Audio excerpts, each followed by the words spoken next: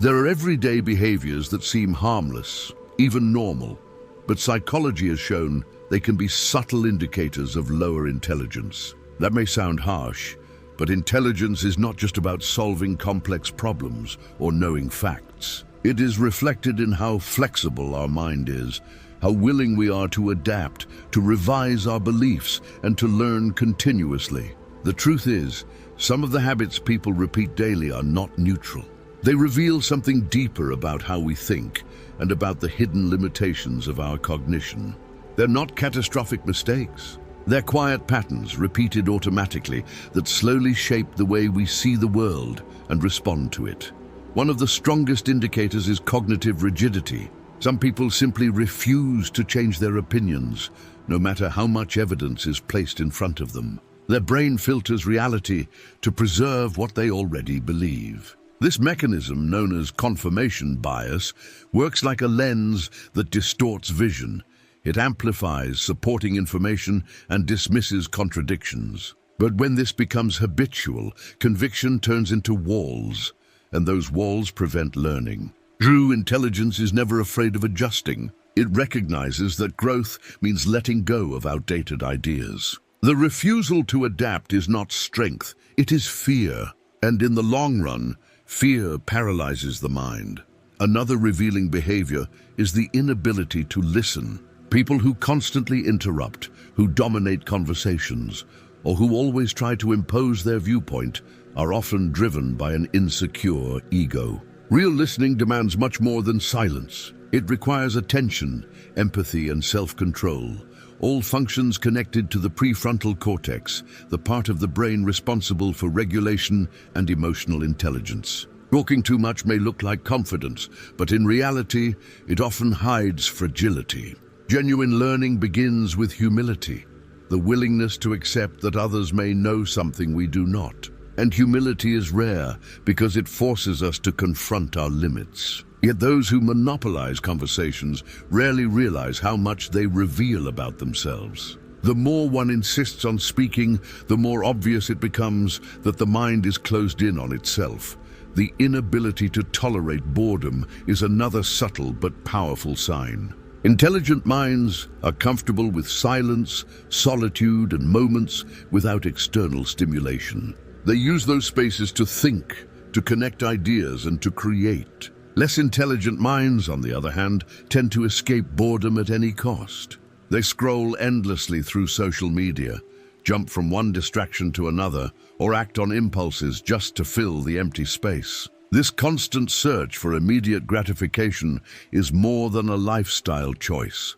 It is training the brain to avoid thinking deeply. And when the brain avoids depth, it gradually loses its ability to sustain complex reasoning. What many don't realize is that boredom is not an enemy. It is the ground where creativity takes root. By escaping it, people deny their minds the chance to breathe and expand.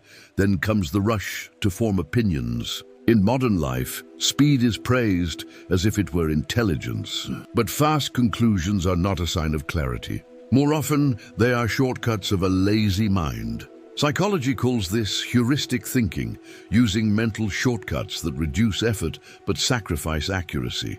Intelligent people postpone judgment until they have gathered enough evidence. Less intelligent minds feel an emotional urge to decide quickly, to avoid the discomfort of uncertainty. This impatience is not wisdom, it is fear of doubt. The result is a cycle of misinterpretation, where quick answers feel like strength but actually hide cognitive laziness. There is also the absence of curiosity. When someone believes they already know enough, the mind begins to stagnate. Curiosity is the spark of intelligence. Without it, the mind becomes passive, accepting reality without question. The irony is that those who dismiss learning are often the ones who overestimate their own knowledge. This is known as the Dunning-Kruger effect. The less people know, the more they tend to think they are right. The opposite is true of genuinely intelligent people. They recognize how much they do not know. This recognition is not weakness. It is the foundation of growth. Arrogance is another subtle marker. It is often mistaken for confidence, but they are not the same. Confidence grows from a realistic understanding of one's abilities. Arrogance grows from insecurity, from the constant need to prove superiority. The truly intelligent rarely feel the need to dominate or to show off. They display calm curiosity, openness, and interest in learning from others. Those who constantly insist on being right are not strong. They are afraid of being seen as weak. The louder the performance of superiority, the greater the hidden fear of inadequacy. How we handle frustration is also a window into intelligence. Studies in neuropsychology show that people with higher IQs display stronger activity in the prefrontal cortex, which allows them to regulate impulses, manage emotions, and delay gratification. Less intelligent minds, on the other hand, tend to react impulsively, with anger, resentment, or victimhood, even to small frustrations. This is not just a personality trait. It is a sign of poor executive functioning, the inability to plan and to self-regulate. Emotional intelligence, therefore, is inseparable from general intelligence. To lose control emotionally is, in many ways, to lose the very structure that supports intelligent behavior. Blaming external factors for everything is another habit that may seem harmless but is deeply limiting. Less intelligent people prefer simple explanations. It was bad luck, it was the boss, it was the system. Intelligent people understand that reality is complex. They take responsibility even when they are not fully at fault, because they recognize that responsibility creates the possibility of growth. This does not mean they blame themselves for everything. It means they acknowledge their role within a larger system. And this expanded view of causality allows them to act more effectively and to learn from every outcome. If we put all these behaviors together, rigidity, arrogance, avoidance of boredom, impulsivity, quick judgments, lack of curiosity, constant blame, we see a dangerous pattern. It is not about one bad habit here or there. It is about a way of being that closes the mind to growth. The danger is not visible in the short term. Life continues, tasks are done, routines are followed. But inside, the mind becomes stagnant. This state is what can be called functional ignorance, still active on the surface, but quietly paralyzed inside. The most important truth is that none of this is permanent. Human beings can change. The brain is plastic. It rewires itself based on experience. All these limiting habits can be unlearned. The process begins with self-awareness, observing our own patterns, questioning our automatic reactions, listening more than we speak. Intelligence is not measured by what you already know, but by how you respond to what you don't know yet. And if this message resonates with you, if you feel that reflecting on these hidden signs of low intelligence is opening new perspectives, I invite you to subscribe to the Kokoro channel. This space is built for continuous reflection, where curiosity fuels growth and critical thinking leads the way. When we look closely at daily habits, we realize that many of them act like invisible chains. People believe they are simply living their routines, but in truth, they're reinforcing patterns that limit their intellectual and emotional growth. The biggest challenge is that these habits appear harmless. They don't come across as obvious errors, but as small concessions. The rush to judge, the avoidance of silence, the constant need to be right, the shallow consumption of information. Each of these concessions, repeated over time, erodes the capacity for deep thought. This erosion is subtle but powerful, and it builds a conflict within the individual. They feel active and busy, yet their mental flexibility and depth quietly deteriorate. One of the clearest examples is how we deal with information. We live in an era where knowledge is more accessible than ever, yet the way most people consume it is shallow. Instead of reflecting, questioning, and connecting ideas, they repeat headlines, absorb fragments, and transform someone else's opinion into their own certainty. It feels efficient because it requires little effort, but in reality it is a trap. The mind confuses information with wisdom. True intelligence lies not in collecting phrases or data points, but in processing, analyzing, and integrating them into experience. When the brain gets used to shortcuts, it loses the ability to sustain long reflections. It becomes like a muscle that atrophies because it is never exercised. Another major conflict appears in conversation. Talking should be a way to exchange perspectives and expand understanding. Yet for many, it becomes nothing more than a stage to perform certainty. People rush to speak, interrupt constantly, or dominate dialogues. On the surface, this may look like confidence, but what it really reveals is a fragile ego, unable to handle silence or alternative viewpoints. Listening requires strength. It requires the ability to step out of oneself and open to what may challenge our own ideas. This is not weakness, it is courage. And yet, many avoid it because listening can feel like surrender. But when we refuse to listen, we deny ourselves the very thing that could help us grow. The irony is that people who monopolize conversations often expose exactly what they are trying to hide: insecurity and a lack of true intellectual maturity. The rush to form opinions is another subtle but destructive habit. In a culture that rewards speed, people often confuse fast conclusions with clarity. But rapid judgments are not wisdom. They are mental shortcuts, heuristics, that save energy but sacrifice accuracy. The danger here is that such shortcuts become addictive. Each quick conclusion provides a sense of relief, a false certainty that soothes anxiety. But that relief is temporary. New situations arise, and once again, the mind races to resolve them with superficial judgments. The cycle continues. Over time, the brain becomes conditioned to prefer speed over depth. This creates a mind that reacts instead of reflects, one that confuses conviction with laziness. And such a mind is vulnerable to manipulation because it cannot tolerate the discomfort of uncertainty long enough to search for truth.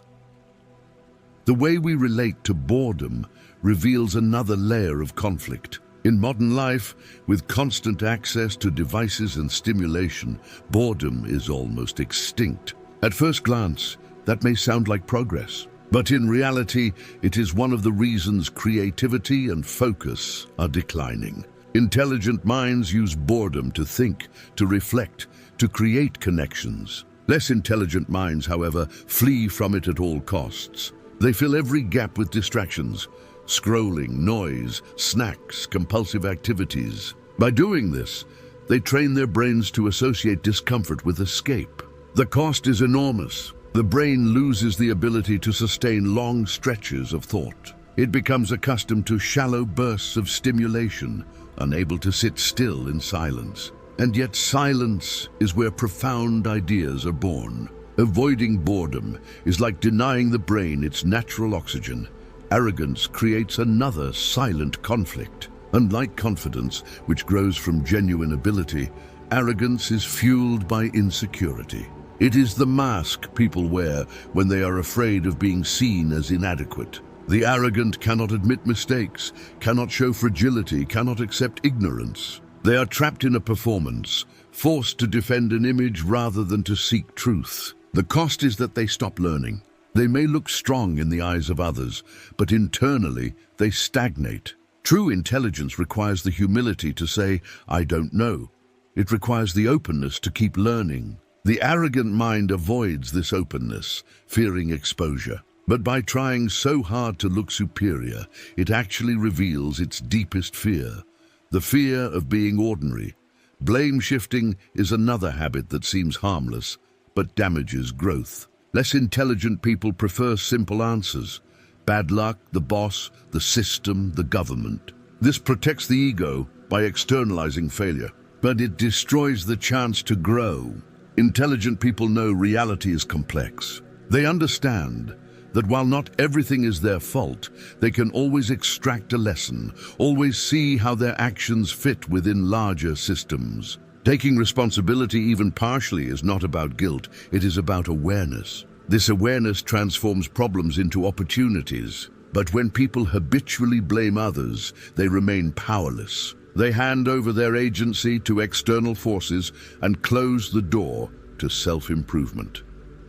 Curiosity, or the lack of it, is perhaps the most defining factor. When curiosity dies, the mind begins to age, no matter how young the person may be. Someone in their 20s without curiosity may be mentally older than a 70-year-old who still questions and explores. Curiosity requires vulnerability. To be curious is to admit ignorance, to open oneself to the unknown. Many avoid it because the unknown feels threatening, but that avoidance is costly. Without curiosity, the mind stops expanding. It becomes static, surviving on repetition instead of discovery. Curiosity is not a luxury, it is the fuel of intelligence. When we connect all these dots, the picture becomes clear. The human brain seeks shortcuts because they feel safe. They reduce anxiety, protect the ego, and conserve energy.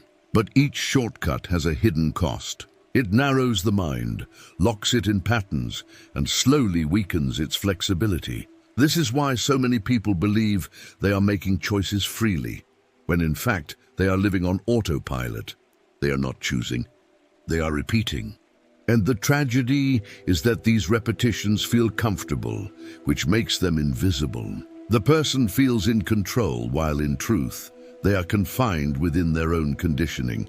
This is where practical philosophy becomes essential. It reminds us that intelligence is not about collecting data or sounding clever, but about cultivating awareness. The greatest conflict of modern life is not external, it is internal. It is the silent battle between our habits of ease and our potential for depth. To break free requires awareness. Without awareness, there can be no transformation. But with awareness, even the most ingrained habits can be reshaped. The decision point is always the same.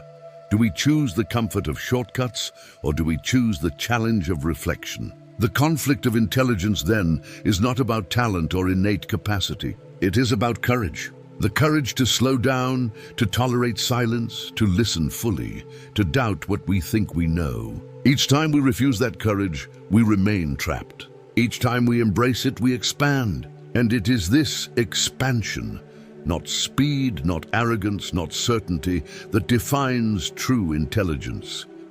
Up to this point, we've examined the habits that quietly signal lower intelligence and the conflicts they generate. But the real value is not in labeling those habits. It's in understanding how to transform them. Because intelligence is not fixed. It is not a rigid measure we carry for life. It is dynamic, adaptable, and above all, trainable. The human brain is plastic. It rewires itself in response to experience. That means every time you notice a limiting behavior, you're also facing an opportunity, the chance to reprogram your mind for depth, clarity, and growth. The first step is cultivating intellectual humility. Many mistake humility for weakness, but it is the opposite. Humility is strength because it keeps the mind open. An arrogant person must always prove they are right, but a humble one is free to learn. Intellectual humility looks like this: asking instead of assuming, listening instead of interrupting, acknowledging mistakes instead of hiding them. These gestures may feel small, but they unlock doors that arrogance keeps shut. Each time you admit, "I don't know," you create space for growth.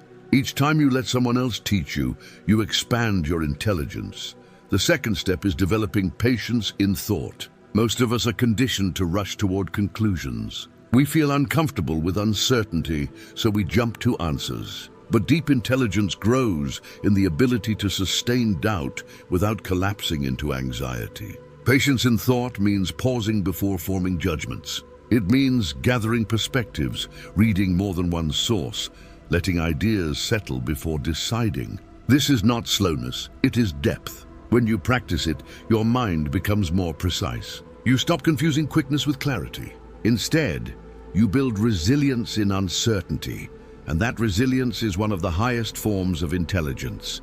Equally important is learning to embrace boredom. Instead of escaping it with endless scrolling or distractions, turn it into an ally. Set aside time without stimulation. No phone, no music, no noise. Sit with your thoughts. At first, this may feel unbearable, but that discomfort is where creativity lives. Boredom is the space where the brain connects dots, creates new associations, and generates insights. If you flee from it, you flee from your own potential. If you accept it, you create conditions for originality. Some of the greatest breakthroughs in science, art, and philosophy came not in moments of busyness, but in stillness. The next practice is active listening.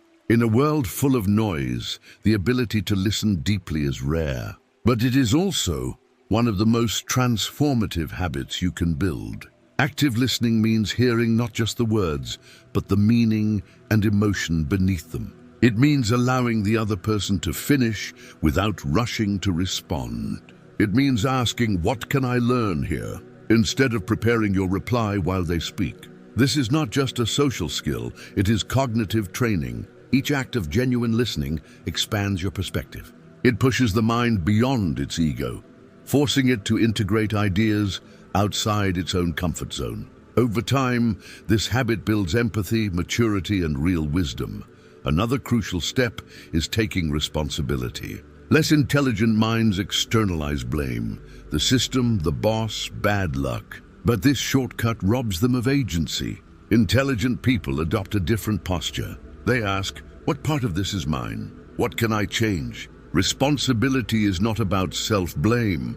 It is about self-awareness. It acknowledges that while not everything is in our control, our actions always influence outcomes. This awareness transforms frustration into growth. Each mistake becomes data. Each challenge becomes training. By refusing to outsource responsibility, you take back control of your mind and your path. Curiosity is the next muscle to train. Without it, intelligence atrophies. With it, intelligence thrives. Cultivating curiosity means actively seeking what you don't know. It means reading outside your field, asking deeper questions, exploring unfamiliar territory. Curiosity is not the same as distraction. True curiosity is focused. It digs, investigates, tests, and questions. When you cultivate it daily, you keep your mind alive. You refuse stagnation. And in that refusal, you protect yourself from the silent aging of the mind. Emotional regulation is another critical factor. Many underestimate how much emotional intelligence shapes general intelligence. A mind that reacts impulsively, exploding at small frustrations, is a mind unable to think clearly. To strengthen emotional control, start with simple practices. Pause before responding, breathe before reacting, write down your feelings instead of acting on them immediately. These small acts create space between stimulus and response. And in that space lies intelligence. The ability to regulate emotions doesn't suppress them, it organizes them. It ensures that reason and feeling work together rather than against each other.